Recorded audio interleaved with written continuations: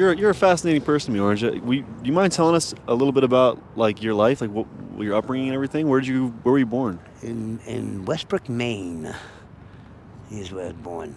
I'd like to say I did my growing up in New Orleans, and when I run away from home, unhappy life, this, that, the other thing, and besides, it gets cold there, and I don't like cold.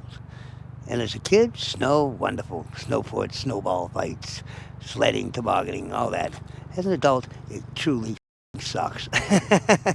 Yeah, I don't know if you've lived in the snow, where it snows a lot. Where'd you say you were from? Maryland, so yeah, it's just Oh, a yeah, you burden. know. Yeah, Yeah. you shovel the driveway. Yeah, getting up 2 hours early, shovel out the car. I had a heated dipstick put in the block so it wouldn't crack the block trying to start the truck in the morning and shit. Yeah, it gets very cold in the Northeast. Did you have both parents growing up? Yeah, for what they were worth. Yeah, my mom tried. My dad, he wasn't there a lot. But yeah, they tried. Older brother, younger sister, middle kid, trouble kid, hard on any kid, me particularly, because I was a very smart, precocious kid, and I just oftentimes let my $100 mouth overrule my 10-cent brain. Yeah. What How, did he say? how was going to school growing up? I didn't really like school because I was the smallest boy, youngest boy.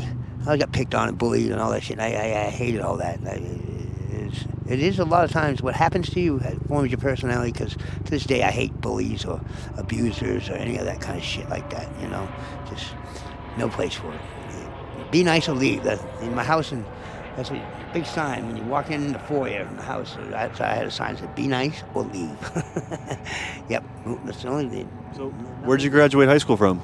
I didn't graduate high school. I got a GED 21 years after I would have graduated high school. What high school did you drop out of? Gorham High School, in a place called Gorham, Maine, way up there. A suburbia of Portland, which is the biggest city in Maine. Where'd you go when you left Maine? Fort Lauderdale, Florida. I'd run away a few times, gone that way. They sent me back, you know.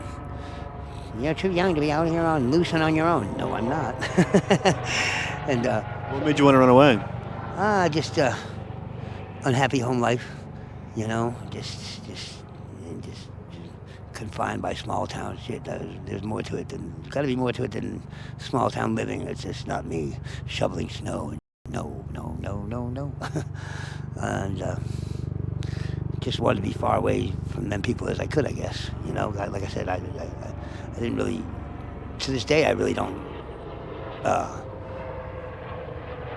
I deal with a lot of people, but I don't. You know what I mean? I very much pick and choose my spots. And very rare to get close to me. You know what I mean? It's easy to do, but it's very easy to fuck up with me too. I give you all kinds of latitude, but it seems like everybody wants to steal or lie. And if you do any of those two things, I can just never ever trust you. And it's a one-way door. You can't go back through it. You can't unlearn things. You can't undo things. You can't unsay things. In this life, there's two things that you should really, really take your time, and you can't, because you can't get them back. One is time. You can't get that back, and the other is your words. So you should choose them carefully and watch what you say and watch what you do. So when you left Maine, you went down to Fort Lauderdale. What did you do in Fort Lauderdale? In Fort Lauderdale, lots of cocaine. I service industry, bars, hung out with my friends, grease monkey, backyard mechanic stuff, just hanging out and loving life and getting stoned and being pestilence to the rest of society. But yeah, I always worked hard. I always had a job. I always did something, And service industry most of my life, restaurants, bars, all that. Then I went for the 1984 World's Fair in New Orleans. And have you ever been to New Orleans? I have. Yeah, I went to Mardi Gras in 2020. It's a whole different planet. Yeah, it sure is. Yeah, so I was hooked. And, culturally, it's a very alive place. Artistically, creatively, they promote that. We're here, they try to stomp it out. No, no, no, no. Come spend every dollar at the casino. In New Orleans, they promote musicians. We have musicians and artists village, and like like that. You Yeah. know, if you've been there, you know what I'm talking about. They had great jazz music. I love the beautiful like French architecture, all the different kinds of architecture. Amazing, amazing place. How long did you stay in New Orleans for? Oh, I left a couple of times, come back, but that's where I consider home. That's where my people's are. Hi, and I love you and I miss you. Jenna too. Mwah. That's my people's. Erin is my street sister. Yeah. Visit Molly's on the Market or the Dungeon or the Dive Bar. She owns 3 bars on Toulouse Street in the French Quarter. Toulouse Street made famous. It's a very famous avenue. It's including the only heavy metal rock and roll bar in the French Quarter. Yeah, great place. Go see him. Tell Aaron I said hi. But, Would you want to go back to New Orleans yourself and visit him? Oh yeah, at some point, but I'm just not ready. I haven't seen the ocean yet. I haven't got that far yet. I've done New Orleans, you know. I've been there, done it, and weed isn't legal there.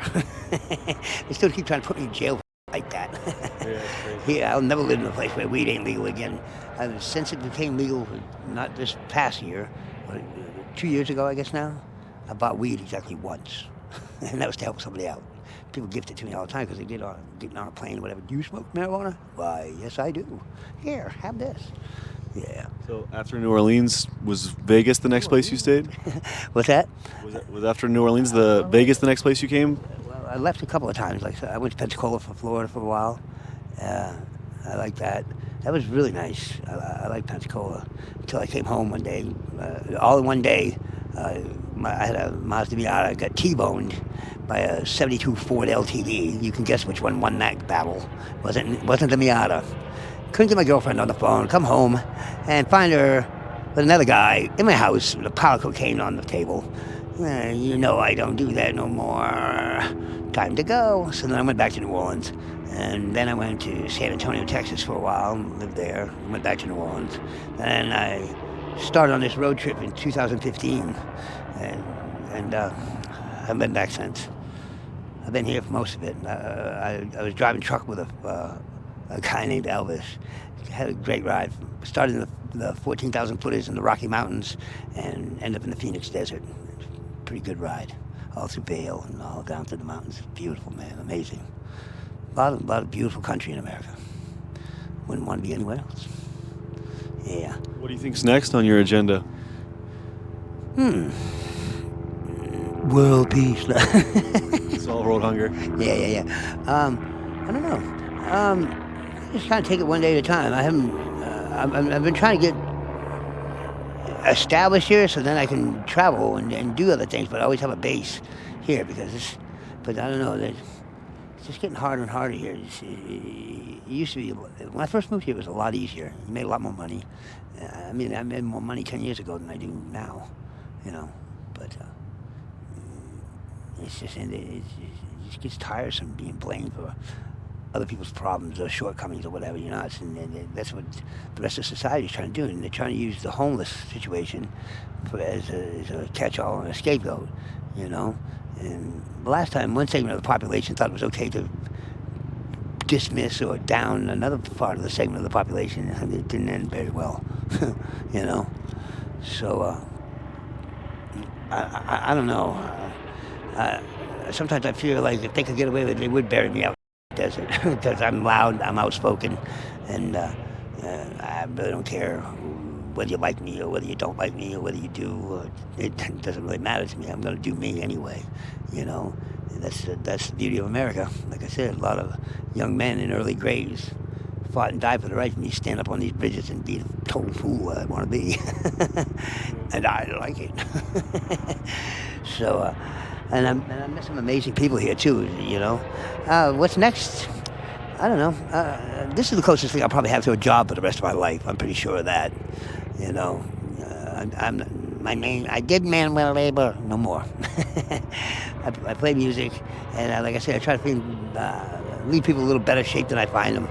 You know, I'd like to go see California, see the water, but it's not imperative. You know what I mean? The West Coast seems like it's pretty cool to travel. Originally my plan was I was going to start in Vancouver, Canada, and get a van. I had a bunch of money saved from driving truck and all that, and buy a van and then just start like in the springtime and just work my way all the way down. So when it got colder and colder and colder, and as winter set in, I'd be in sunny Southern California, San Diego or something, where it's nice, moderate temperatures year round. It's kind of nice. Yeah. Never been to California. I've been there a few times, never seen the water because I went to look for my dog. They stole my dog. Anyway. They stole your dog? Yeah, they stole my dog. Yeah, and I got him back too. Yeah. Well, what advice do you have for a 27-year-old YouTuber like myself, struggling to make his way in the world? I say, find what your passion is, whatever it is in life, what really fires your rockets, and go for it. Don't let nobody tell you no. Don't let nobody tell you can't. Most kids never. You know why kids feel this? Because they are until they're told they can't do something. Oh, don't do that. You get hurt. You know, my kids just like jump off the bureaus and shit. I had to catch them when they bust their head and stuff. But they're fearless until you tell them that they can't. And don't be afraid of anything. This is America, man. You can really, if you work hard enough for it, you want it bad enough, and you persevere, and you just don't let nobody tell you no or deter you from it. It will come to you, man. No matter what that is, you know. And whatever you choose to be the best you can be at it, you know. Give it your all, you know. That's why you find out what your true passion is, you know. You're pretty good at what you do, and you're intelligent, you're articulate, and you like conversation. Yeah. Seems to be the perfect avenue for you. Me too. I express myself through music, express myself through the nonstop thing that is my mouth, and I got a lot to say, you know. I can't change all society's ills, but I can change what's wrong with me, and by proxy, those people that are in my near vicinity, you know. Being nice goes a long way. Being an asshole, not so far. I feel like if we had a cameraman and an editor to produce a weekly show for you, you'd have an incredible YouTube channel. Oh, I probably would.